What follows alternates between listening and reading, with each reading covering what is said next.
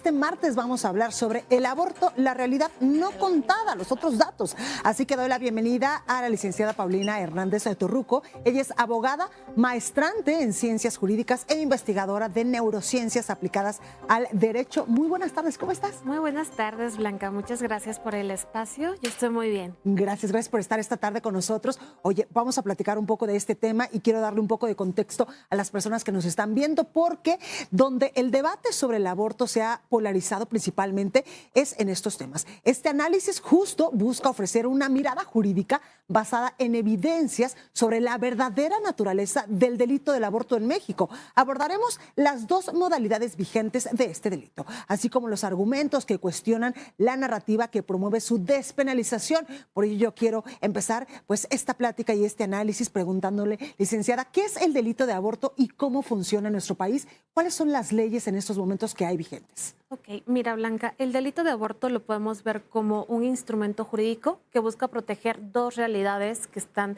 muy relacionadas. La primera es pues toda la integridad física como mental de la mujer, así como también la vida en gestación que ésta lleva en su vientre. Actualmente en México los estados tienen diferentes maneras de protegerlo. Podemos ver que dos estados todavía tienen en sus códigos penales que el aborto es la muerte del producto de la concepción en cualquier momento, mientras que otros estados manejan como la simple terminación del embarazo, hacen referencia al proceso biológico. Pero aquí es importante aclarar, ¿no?, que el aborto siempre conlleva estas dos vidas. Cuando hablamos de niño, adulto, joven, estamos refiriéndonos a un tema de cronología, de edad. Pero la naturaleza del ser humano comienza desde la gestación. Claro. Entonces, esto es muy importante porque más adelante platicaremos el tema de abortos forzados. Justo. Porque actualmente en nuestro país hay un poquito de diferencia en las legislaciones y a pesar de los criterios de la Suprema Corte, hoy en día sigue siendo un delito en varios estados de la República, dependiendo en algunos a partir de las 12 semanas y en otros desde el primer momento de la gestación. Totalmente. Y quiero preguntarte aquí, licenciada, ¿de qué manera el delito de aborto protege a las mujeres frente a escenarios de violencia? Y luego quiero que me cuentes de este tipo de aborto forzado y el aborto autoprocurado. Ok. Mira, el delito de aborto las protege porque lo que hace el Estado es decirle, mujer, no estás sola, has sufrido violencia y aquella persona que la ha ejercido contra ti tiene que pagar, ¿no? Ok, existe el aborto autoprocurado en el cual la mujer decide terminar con el embarazo y con la vida que lleva dentro. Pero hemos platicado que realmente es una decisión libre. Si el Estado no te da las condiciones adecuadas, las políticas públicas en materia de educación, de salud, económicas, realmente estás decidiendo, si no tienes una pareja que te está acompañando, tu mujer, ¿realmente estás tomando esa decisión de manera libre? Y ahora, el peor de los casos es el aborto forzado, donde la mujer sí quiere tener a su hijo y una persona ajena decide forzarla. Tenemos un caso, por ejemplo, en Guanajuato muy triste de una adolescente que fue lamentablemente obligada a tomar pastillas para abortar y que perdió la vida, ¿no?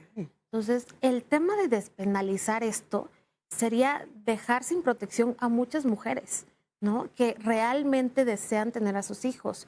Y es poner un ejemplo, ¿no? Si a ti alguien te lastima, te golpea, bueno, es algo doloroso y jurídicamente encuadra en lesiones. Pero si además estás embarazada, hay que reconocer que tú, si pierdes al bebé, vives un duelo, claro, ¿no? Y además desde las neurociencias tenemos muchos estudios que ahorita platicaremos sobre cómo esto afecta a la mujer. Totalmente. Me quiero detener, licenciada, para que me explique un poquito por qué es importante no quitar el tipo penal en la legislación mexicana, este tipo penal del aborto. Mira, quitarlo sería como remover una cerradura en una puerta que nos protege, ¿no? Existe este mito de que aborto es igual a criminalizar a las mujeres, pero ahorita hablaremos de los datos que nos indican que la realidad es otra y que no ha sido contada. Entonces, si nosotros eliminamos por completo el tipo penal, todas estas mujeres que deciden tener a sus hijos y que son forzadas, se quedarían sin la tutela del Estado. Y algo muy importante a recalcar es que el aborto casi nunca, o sea, viene solo. Siempre viene acompañado de algún otro tipo de violencia. Claro, o sea, de violencia intrafamiliar, de feminicidios o también de abusos sexuales que se dan a conocer por la denuncia del delito de aborto. Claro, es decir, el delito del aborto forzado es un tipo de violencia de género hacia nosotras las mujeres. Claro, o sea, es una violencia hasta lo más profundo de nuestras entrañas, ¿no? O sea, tanto la violencia previa a tomar la decisión, que pudo haber sido psicológica, de falta de oportunidades, de abandono del Estado, de la pareja, la crítica social, tanto la violencia que se ejerce de manera obstétrica en ciertos casos, como también la violencia cuando pues, ya es el extremo, que otra persona te obliga a abortar al producto de la concepción. Claro. Hace unos momentos tú decías, licenciada, que tenemos que erradicar como sociedad este tema de abortar es igual a criminalizar a las mujeres, porque los datos, tú nos dirás, nos arrojan otros datos completamente diferentes, donde hay más hombres en las cárceles mexicanas por el delito de aborto forzado. Cuéntame de ello. Claro, mira, Blanca, actualmente, gracias a una investigación de UNA, que es una asociación de Una Vida, Una Infancia, tenemos datos de que en la cárcel hay 71 hombres. Actualmente hay 8 mujeres, pero de esas 7 mujeres están por haber colaborado para procurar el aborto de otra persona, ¿no? O sea, solamente en un caso está penalizada esta mujer por el tema de un aborto autoprocurado. Entonces esto derriba totalmente este mito de que el aborto criminaliza a las mujeres. Podemos ver que lo que hace es protegerlas de sus agresores, ya sean hombres o tristemente también mujeres. Claro. Y estos hombres que están detenidos por este delito, por el delito de aborto, sobre todo de aborto forzado, ¿qué es lo que dicen sus sentencias? ¿Qué es lo que hicieron? Ok, ellos, por ejemplo, en la mayoría de los casos suelen tener algún tipo de relación sentimental y lo que hacen es forzar a las mujeres por diversos medios. La mayoría de los casos puede ser a través de violencia física o, como platicamos, el tema de forzarlas a ingerir las pastillas. Y ahora quiero que entremos al tema de la neurociencia, que tú eres experta en la neurociencia del derecho. ¿Qué pasa, pues, en el tema emocional, pero también en el tema sentimental, en una mujer que es forzada a abortar? Claro, mira, Blanca, tenemos que partir en este tema que es tan delicado, no de ideologías, sino de realidades científicas, Claro. ¿no? La realidad es que una mujer, desde el momento en que comienza su gestación, hay como un gatillo. Nuestras hormonas cambian, nuestro cerebro se activa de 1000 maneras. Entonces, incluso si tú deseas abortar y psicológicamente dices estoy decidida, va a haber un cambio en tu cuerpo que se va a sentir como algo radical, ¿no? Los estudios demuestran que si bien no todas desarrollan algún tipo de síndrome posaborto, la realidad es que la gran mayoría sí llega a tener lo que son pues síntomas de trastorno de estrés postraumático, ¿no? Y todas, en la gran mayoría, pues desarrollan lo que es sentimientos de culpa, angustia, tristeza, ¿no? Entonces hay que diferenciar lo que es la realidad biológica de lo que es la sentimental. Las emociones son procesos biológicos del cuerpo, ¿no? Y los sentimientos es qué hago yo con esas emociones. Incluso los estudios que se han realizado en mujeres estadounidenses o rusas han demostrado que el 65% de las mujeres sí tuvieron estos síntomas de estrés postraumático. En las rusas, el 40%. En lo que respecta a mujeres mexicanas, no hemos tenido la suficiente información para llevar a cabo pues una estadística, que es uno de los reclamos que hacemos, ¿no? Que haya más transparencia en estos temas y se realicen más estudios.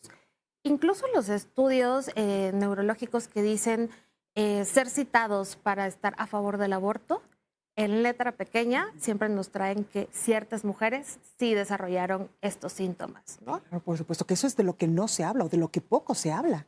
Claro, por ejemplo, el hipocampo de las mujeres después de un trauma de este tipo suele reducirse hasta un 19%. Y el hipocampo es esta parte del cerebro que nos permite registrar memorias, cronología del tiempo, la atención, Las amígdalas cerebrales, que son como el centro emocional de nuestro cerebro, se ven excitadas y se ven demasiado alteradas. Entonces, la violencia contra la mujer no es solo antes de que tome la decisión, no es solo en el proceso del aborto, no solo es después. O sea, quedan secuelas que, por ejemplo, te pueden afectar en tu vida profesional, en tu vida académica, en tu vida personal, si más adelante decides tener hijos. Entonces, hay que entender que este mito de que el aborto es criminalizar a mujeres no es cierto. O sea, realmente este tipo penal se encuentra vigente para poder protegernos a nosotras, ¿no? No queremos que nuestras mujeres en este país sientan que están desprotegidas. Ahora, otra cosa muy distinta es hablar en derecho de exclusiones de responsabilidad. Cuéntame, ¿qué es esto? Por ejemplo, en los casos de aborto culposo, cuando una mujer no tenía la intención de perder al bebé, en ningún estado está penado, ¿no? Ahora tenemos... Es decir, cuando puede ser un aborto espontáneo. Sí, o por ejemplo que la mujer sin querer realizó alguna conducta O alguna actividad. que la llevó exacto a que perdiera pues la vida en gestación. Tenemos también otros casos como zonas excluyentes cuando hay peligro de muerte para la madre en caso de que continúe con el embarazo. Un embarazo ectópico, ¿no? Es un gran ejemplo. También tenemos en algunos estados que se toma en cuenta la situación socioeconómica de la mujer, su situación educativa. Obviamente en casos de violación también es una de las excluyentes de responsabilidad. Entonces, desde una técnica jurídica, lo que tendremos que hacer no es eliminar el tipo penal de aborto, dejarlo para ilustrar que en todos los casos está mal. Sin embargo, para ser justos con cada persona, analizar cada caso concreto y decidir si hay situaciones que hacen que se excluya la responsabilidad del delito. Pero siempre dejar en claro que es un delito contra la mujer y contra la vida que está en gestación. Claro. Por eso es importante que no se despenalice el tipo penal del aborto, sobre todo porque hay iniciativas al respecto. Claro, y es que mira, desde una lógica jurídica podría tener un poco de sentido decir, si durante las primeras 12 semanas no hay nada que proteger, o sea, no hay un bien jurídico tutelado, entonces, ¿por qué después sí existe algo que tutelar? ¿O por qué si una persona o un hombre te obliga a abortar, entonces sí desde el momento uno hay algo que tutelar? Entonces aquí lo que importa es decir, siempre ha existido algo que tutelar. Por ejemplo, nuestra Constitución en el artículo 1 tiene clarísimo el derecho a la vida.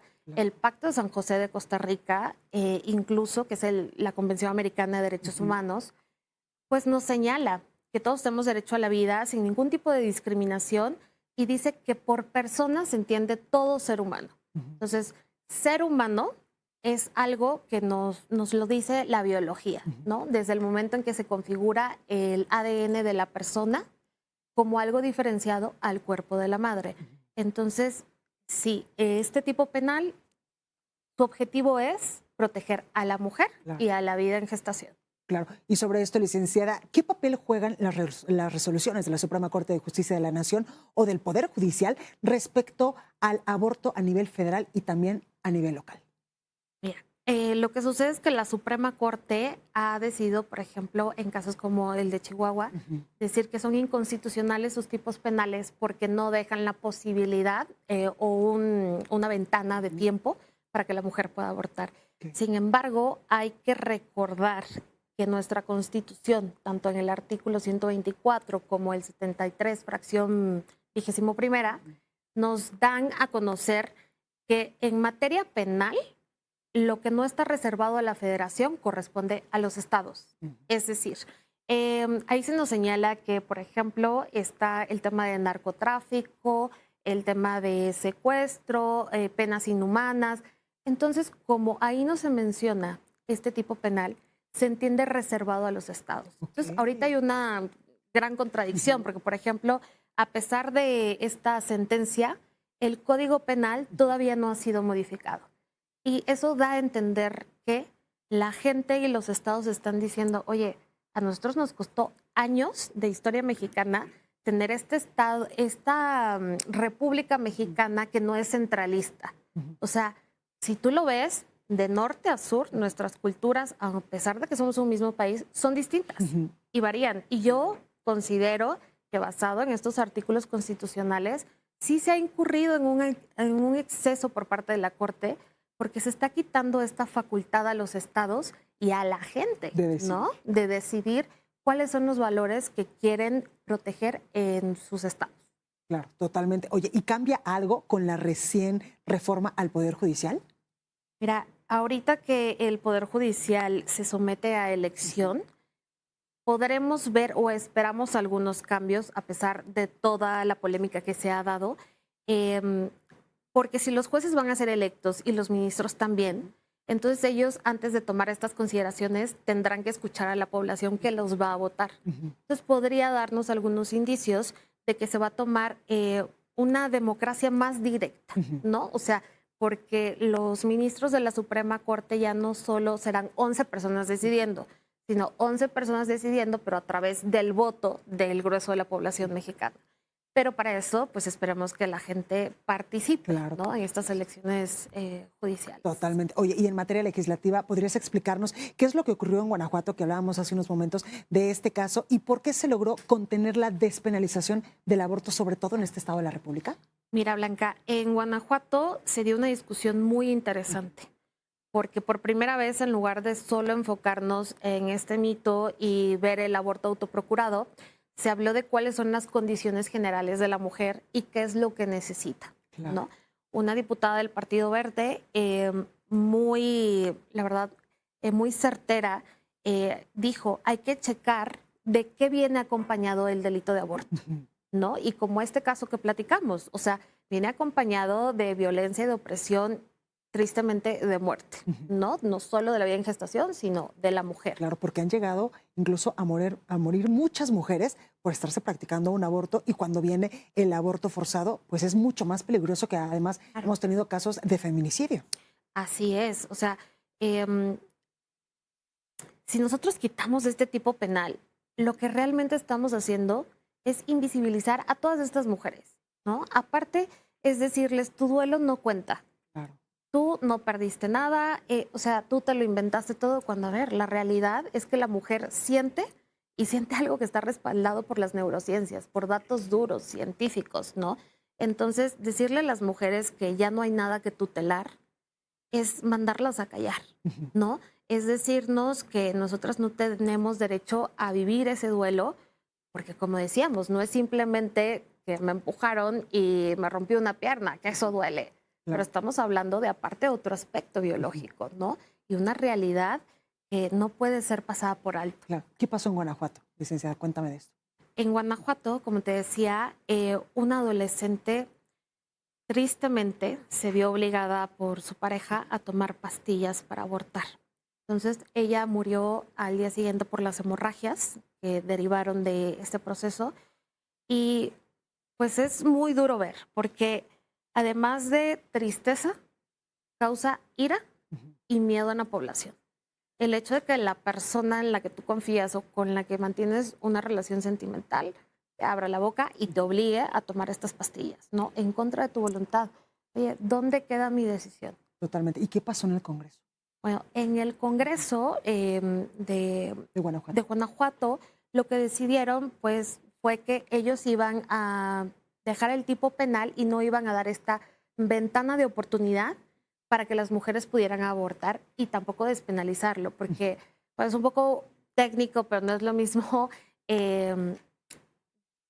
la exclusión, como decíamos, que borrar el delito, claro, ¿no? O sea, Guanajuato sí contempla todavía algunas excluyentes de responsabilidad para la mujer, pero sí no se aprobó el aborto. Claro. Este es un tema, licenciada, desde la perspectiva jurídica de derechos humanos, de protección a los derechos de las mujeres. Claro, como comentábamos, desde la Declaración de los Derechos Humanos, ¿no?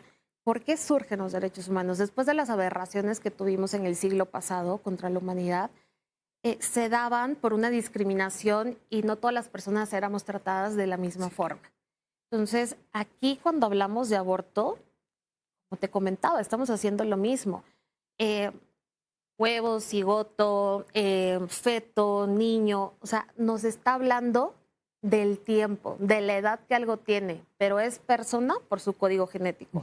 Eso es lo que nosotros estamos haciendo con el aborto, es ir en contra de estos derechos humanos que dicen que no hay motivo para discriminar, o sea, ni por edad, ni por fuerza, o sea, y también el Pacto de San José nos aclara que persona es todo ser humano. Entonces, también las mujeres, dentro de sus derechos humanos, no es simplemente el derecho a ser madre o tener una vida sexual activa o sana, no, es tener todas las condiciones.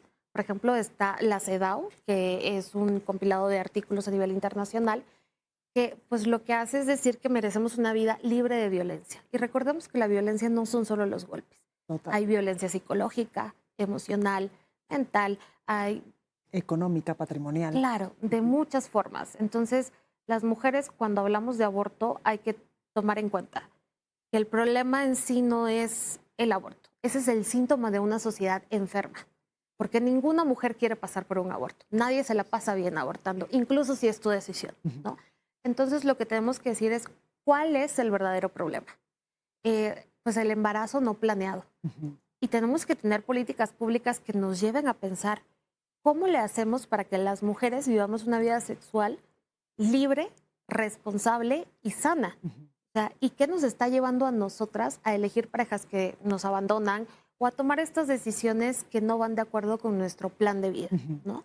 Entonces, sí, creo que es muy grave esta idea de despenalizar por completo el aborto. Claro. ¿Qué está pasando en otras partes del mundo, por ejemplo, en Estados Unidos, con este tema? Mira, por ejemplo, en Estados Unidos se tomó la decisión de regresar esta facultad de decidir sobre el aborto a los estados.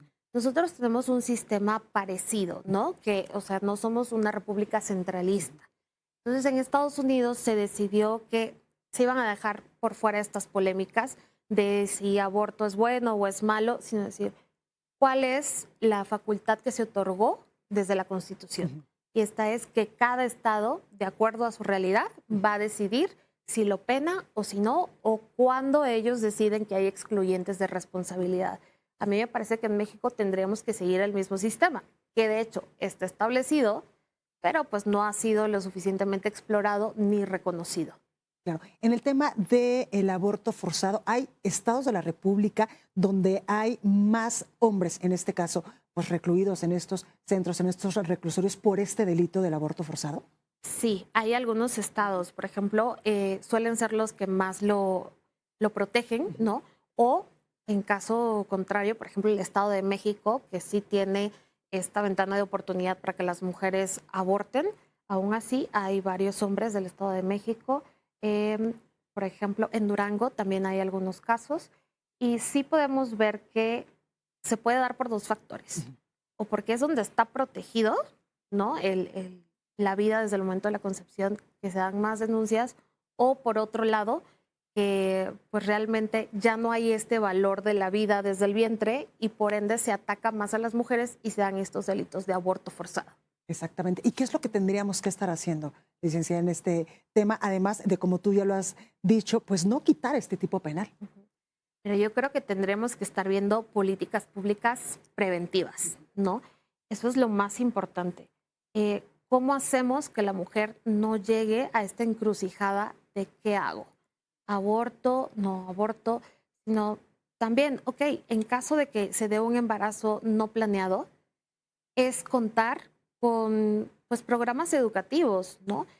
Comentábamos que en Alemania hay mucho apoyo a las mujeres, claro, desde el momento de que están en gestación y posteriormente al alumbramiento, ¿no? Entonces en México nos hacen falta en materia laboral, en materia de salud, o sea, yo creo que hasta el momento del parto es una decisión que todas las mujeres dicen, oye, aunque tengas seguro, claro, y eso, si tengo el privilegio de tener seguro, prefiero irme a una clínica privada porque voy a estar más segura. O sea, desde ahí ya hay un problema. Incluso la mujer que decide tener a su hijo no tiene el acceso. Es como si se convirtiera en un privilegio ser una madre que puede seguir contando con sus demás pues, ocupaciones en la vida, ¿no? Porque la mayoría sí lo ve como un obstáculo para seguir adelante en su carrera profesional. Y es que mucho lo hemos hablado incluso en estas mesas de análisis que pues hacemos con Early Institute, de pues el derecho que tenemos todas las mujeres a ser madres, pero también todas estas condiciones que el Estado, la sociedad, incluso nuestro centro laboral nos tiene que dar o nos tiene que proveer para nosotros poder ser pues, madres y elegir ser madres. Claro, y además ejercer la maternidad de una forma responsable, Claro, por supuesto. porque hoy vemos que las condiciones económicas exigen que ya no sea nada más una persona en casa quien trabaje, Claro. sino padre y madre. Ujú. Y pues estamos viendo que la sociedad se ve muy fragmentada porque precisamente en los trabajos no se considera esto. O sea, que estas personas tienen que criar a sus hijos. Y ojo, sí es muy importante apoyar a la mujer, pero también no dejar de lado el tema de la paternidad responsable. Totalmente de acuerdo. ¿No? Porque es el hijo de los dos. Ujú. Entonces, sí hace falta muchísimo en tema de política pública para que las mujeres tengan un sano desarrollo psicoemocional, tomen decisiones en su vida sexual libres, no por impulso, no por miedo. También uno para que, por ejemplo, puedan seguir estudiando, con quién dejo al bebé, oye, ¿cómo le hago para seguir trabajando si decido tenerlo? No tengo una pareja que me respalde. ¿Qué va a decir de mí la sociedad? No. Son muchos factores que tendríamos que estar vigilando en lugar de simplemente decir, quiten el tipo penal de aborto. Es la solución más simplista y la que más desprotege a las mujeres. Sí, totalmente. Y en este sentido, ¿cómo estamos en México? ¿Estamos avanzando? ¿Vamos por la línea correcta? ¿Nos falta mucho? Bueno, ¿Cómo en estamos? materia laboral, afortunadamente ya hemos avanzado, ¿no? Desde el tema de la lactancia materna, las licencias. Sin embargo, yo creo que en lo que es la educación sexual, todavía se sigue optando por educación sexual, equivale a darles un condón, Ujú. más no explicarles lo que implica esta relación sexual, los cambios que va a haber en su cuerpo, en su cerebro, cómo una mala decisión te puede llevar a quedar atrapada en un ciclo de violencia, ¿no? Entonces, vamos avanzando poco a poco, Ujú. pero yo espero que con estos aportes de las neurociencias, que ya son datos duros, porque en estos temas tan polémicos, muchas veces nos casamos con temas de ideología o con religión, cuando aquí el tema es técnico, jurídico y científico, ¿no? Basarnos en la realidad para a partir de esos datos construir. Totalmente. Licenciada, para concluir, dinos, pues, a modo de resumen, ¿por qué no se tiene que despenalizar este tipo penal del aborto y sobre todo este tema tan delicado del aborto forzado, que muy poco se habla, pero hemos visto las consecuencias tan graves que tiene para las mujeres y también para una sociedad? Claro, bueno, Blanca, el aborto tiene que seguir siendo un delito en este país porque realmente se está em, atacando un bien jurídico, que es la vida en concepción, pero también el bienestar físico y psicoemocional de la mujer. Ujú.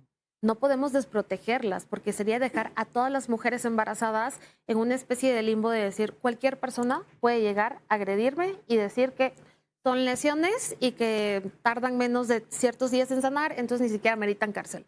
Oye, ¿yo qué hago con mi duelo? Claro. ¿Yo qué hago con mis sentimientos, con mis procesos biológicos que aunque yo no quiera o aunque yo sea la mujer más preparada y más fuerte, yo no puedo evitar este cambio hormonal que va a darse ante la pérdida del hijo, Ujú. ¿no? Entonces, creo que sí es importante que veamos que este tipo penal tiene que seguir vigente, Ujú. porque no podemos, como sociedad, decir que es un derecho acabar con las vidas. No podemos como sociedad orillar a las mujeres a decir deshazte del problema y olvídate de todo lo demás. No, es que tenemos que llegar a un punto en nuestra sociedad en la que esa decisión, si se llega a tomar, sea realmente libre. Claro. Libre porque sé que puedo seguir estudiando, puedo seguir trabajando, puedo mantener a mi hijo, puedo darle calidad de vida, eh, puedo tener una pareja que me acompañe. Es más, si no es el padre biológico, ya se han derribado pues estos mitos de la sociedad y volver a tener una pareja. O sea, es un cúmulo de cosas que tenemos que atender antes que despenalizar el aborto. O sea, eso no soluciona nada para las mujeres y tristemente es una solución muy simple en la que el Estado se lava las manos y dice aborta y ya, olvídate de todo lo demás, Claro. ¿no? Entonces, creo que tenemos que atender a esto, a la técnica jurídica y a los descubrimientos científicos de cómo esto, en primer lugar, nos demuestra que sí hay vida desde el momento de la concepción. Número dos, que la mujer experimenta cambios desde el momento uno de la concepción que en caso de pérdida, pues van a generar muchas alteraciones en su cerebro. Y número 3, recordar que los juristas, y aquí hago un llamado a legisladores y a jueces, no tenemos que estar de parte de ninguna ideología, sino ver la técnica jurídica. Claro. ¿No? Eso es a lo que nos dedicamos. Pues ahí lo tenemos, llegamos al final de este análisis. Por supuesto que agradezco la participación a la abogada Paulina Hernández Turruco y a ustedes por estar pues esta tarde con nosotros analizando justamente este tema tan importante. Muchísimas gracias, licenciada, por estar esta tarde con nosotros y por supuesto no se pierda las siguientes emisiones en las que vamos a ir profundizando poco a poco sobre los temas que impactan a la sociedad. Así que muchísimas gracias. Gracias, licenciada, por estar Gracias, Blanca, con nosotros y ayudarnos a entender pues en qué momento estamos en este tema tan importante para la sociedad. Con esto vamos rápidamente a una breve pausa y yo regreso con más a este Reporte H. No se vayan. Sí.